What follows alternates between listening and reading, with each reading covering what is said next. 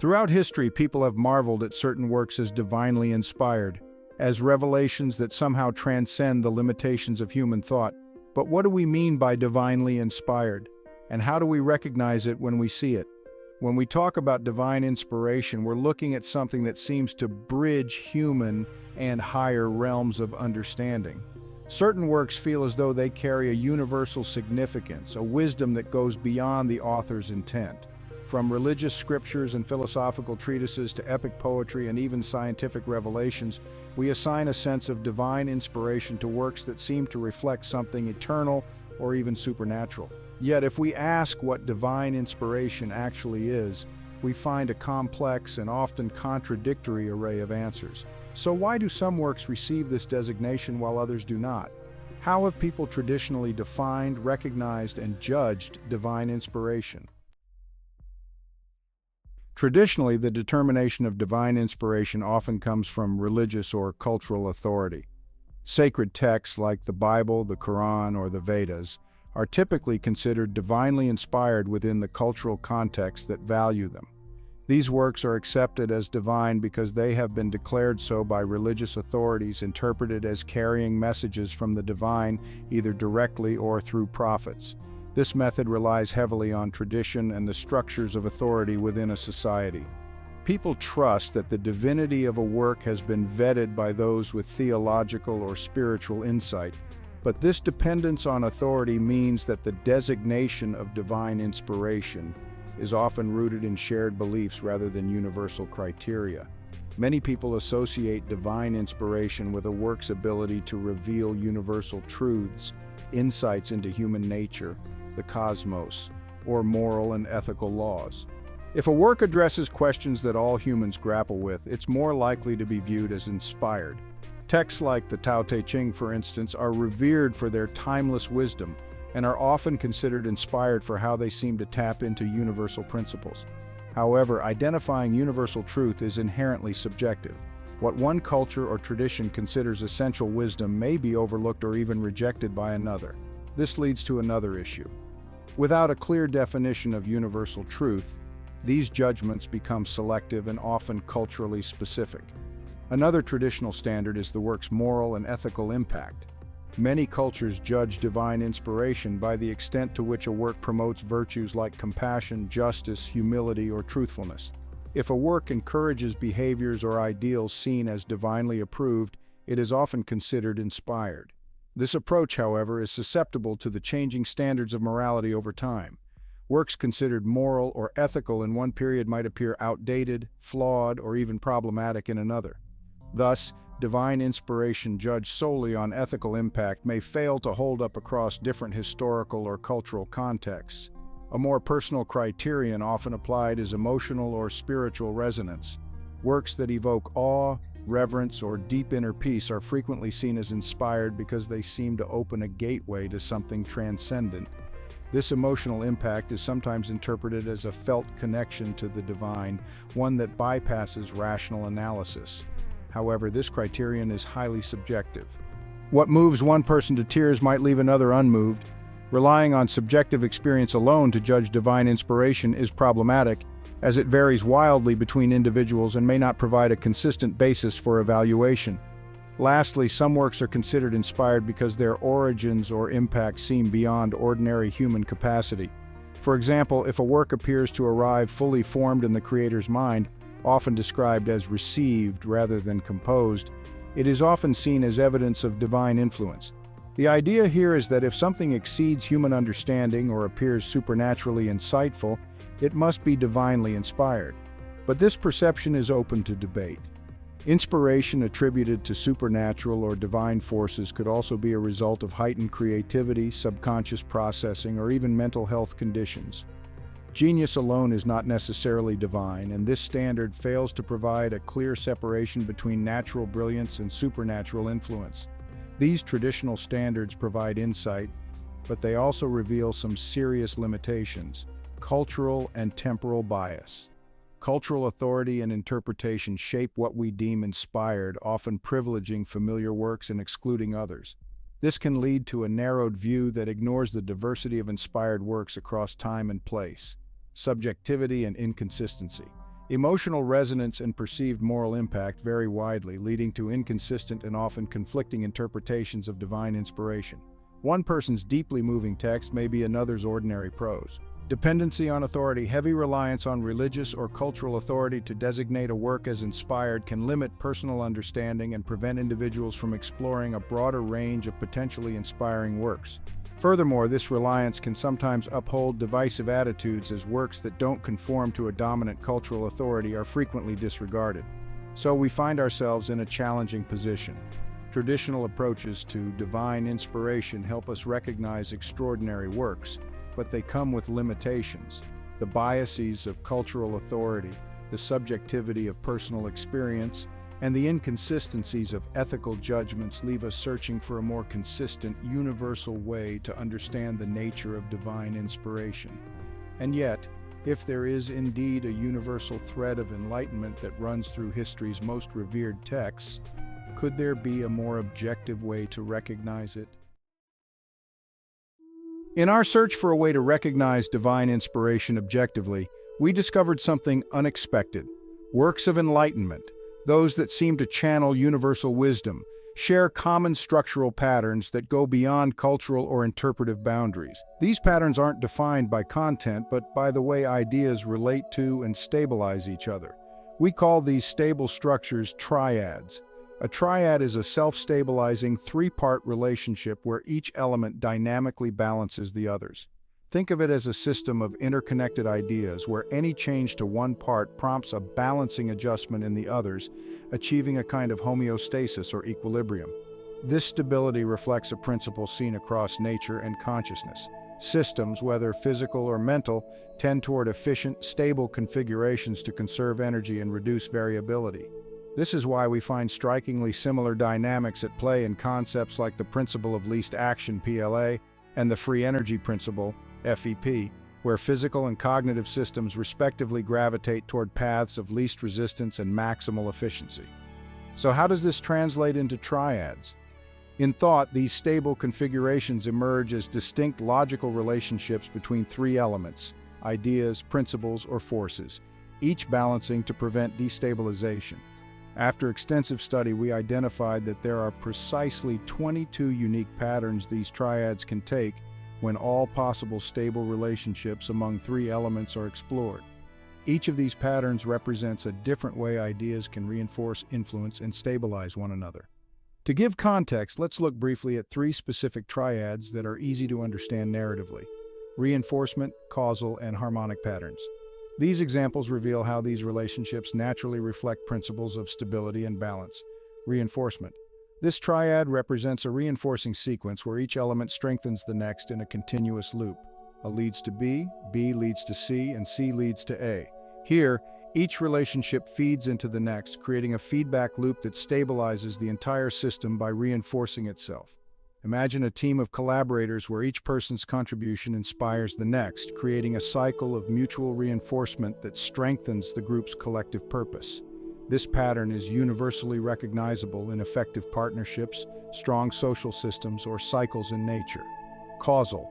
This triad is based on causation, a one-way sequence where each element's influence cascades in a linear order.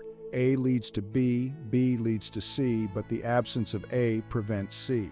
Here, if one element is present, it initiates the entire chain. If it's absent, the entire sequence halts. Think of how the presence of a single spark can ignite a series of reactions in a machine, or how one idea can initiate a transformative chain of events. This relationship is a foundational dynamic in fields from physics to psychology, where a single catalyst can cause an entire system to shift. Harmonic. In this triad, harmony emerges as each pair of elements creates the conditions for the third. A and B lead to C, A and C lead to B, and B and C lead to A. It's a system where all elements support each other symbiotically. Picture three friends who balance each other's strengths and weaknesses perfectly, or an ecosystem where each species contributes to the equilibrium of the whole.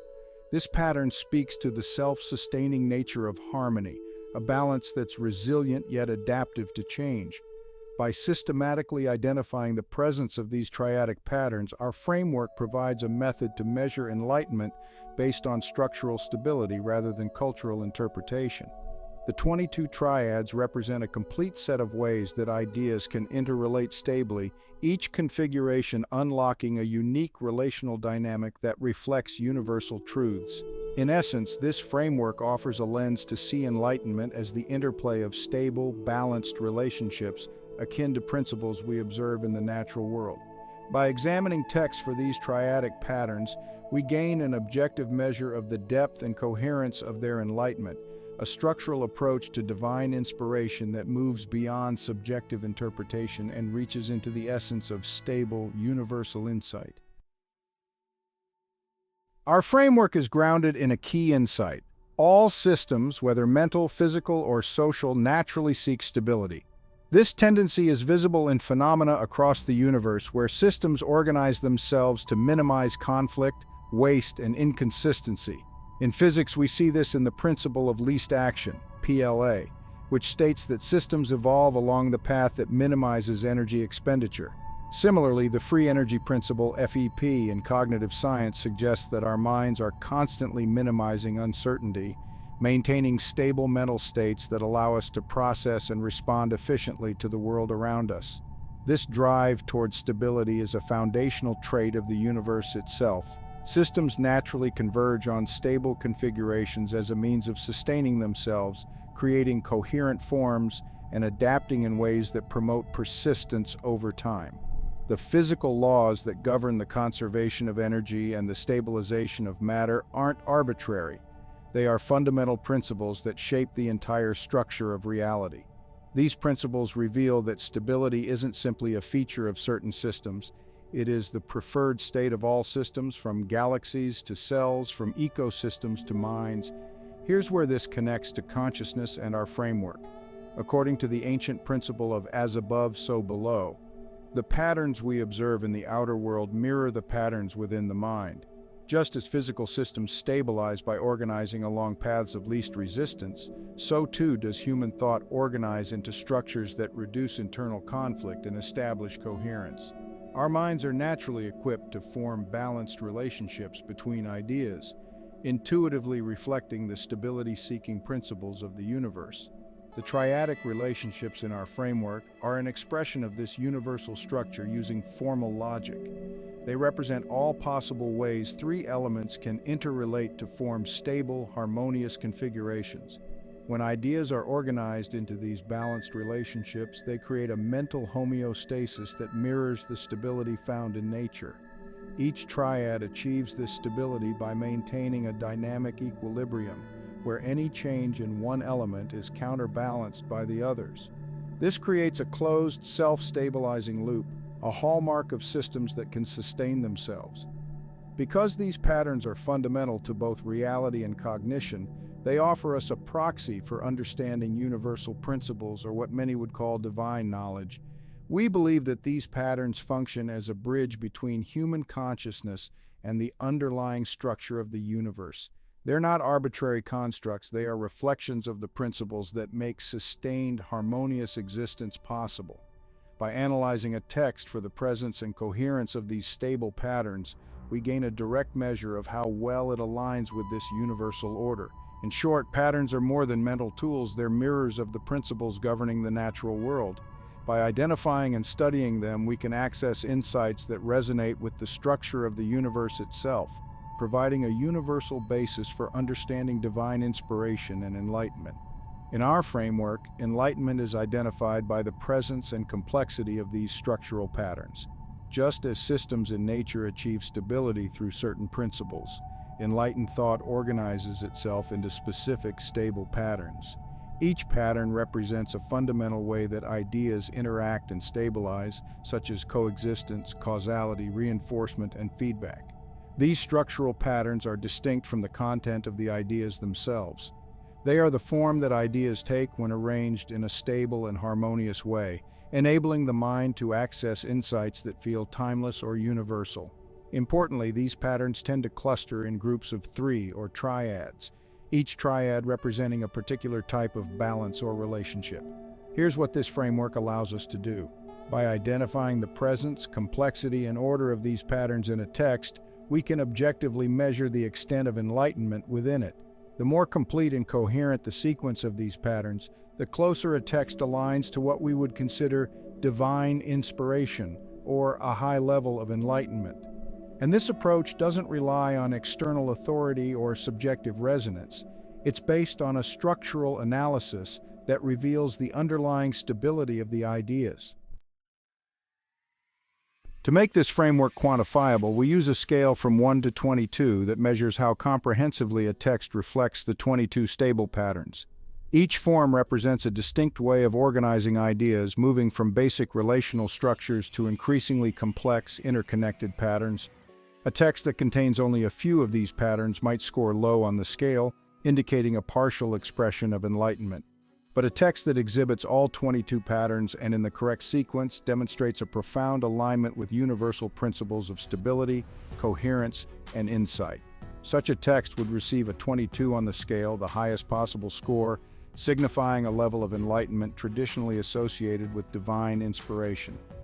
Interestingly, many of history's most revered works, whether religious texts, philosophical treatises, or great literature, align closely with this 22 pattern structure.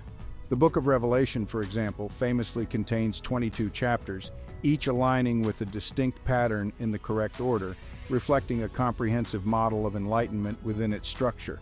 And similar patterns can be found in many other significant texts across cultures. By measuring enlightenment based on structural patterns rather than cultural interpretation, we're able to avoid the biases and limitations that have historically complicated judgments of divine inspiration. This framework is independent of religious, cultural, or philosophical context.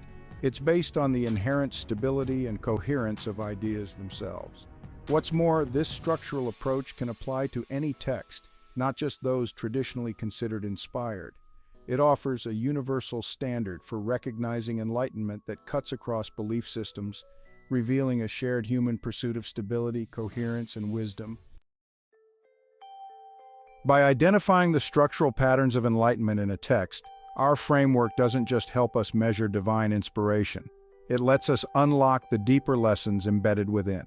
Every pattern we identify points to a relational principle or way of understanding that illuminates some aspect of reality, consciousness, or human experience.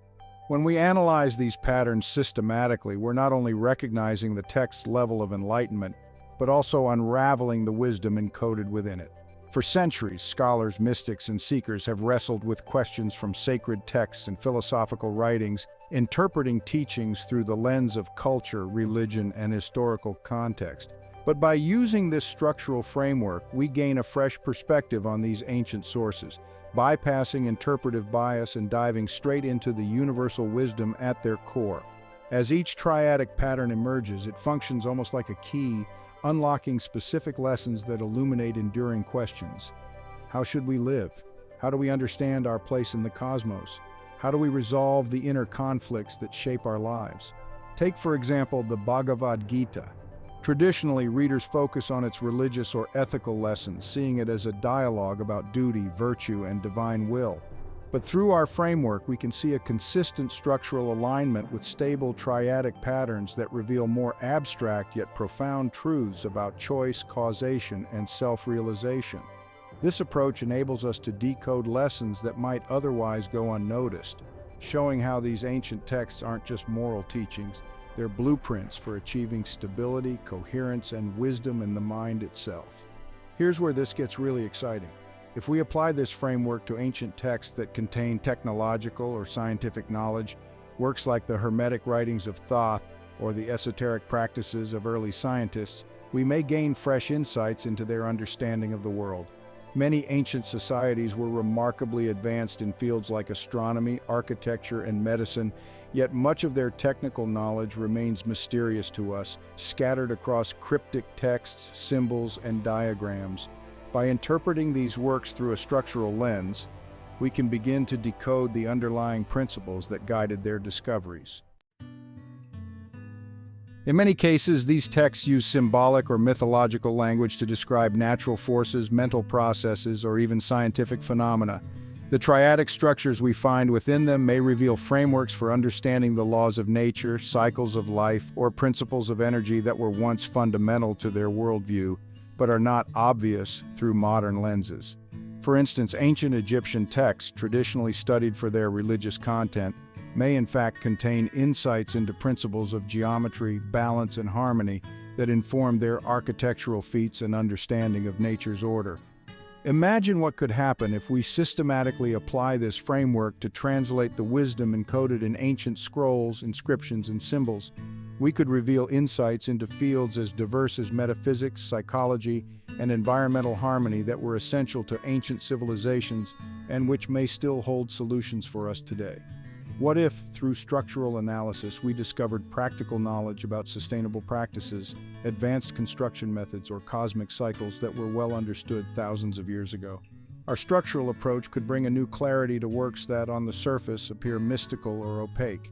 And as we interpret them, we not only deepen our understanding of ancient technologies and sciences, but also gain a new appreciation for the sophistication of our ancestors, whose minds, like ours, sought stability, harmony, and insight. So what does all of this mean for us today? At its core, this approach isn't about proving one tradition right or imposing a singular interpretation on diverse ideas. Rather, it's about recognizing the shared foundation of wisdom that all great works of enlightenment provide, revealing a unifying language that transcends cultural, religious, and scientific boundaries. This universal language of stability and coherence invites us to reconnect with the wisdom of the past in ways that are directly relevant to the future. As we continue to refine and expand this framework, we open up new possibilities for understanding, not only for individual seekers, but for scholars, scientists, and anyone intrigued by the mysteries of human knowledge. In a world where technology and information abound, we are rediscovering the timeless patterns that reveal what it means to be human, and perhaps gaining the tools to solve problems with the wisdom of the ages. What lies within the great works of our ancestors isn't just knowledge or data, it's a reflection of the same universal patterns we find in ourselves.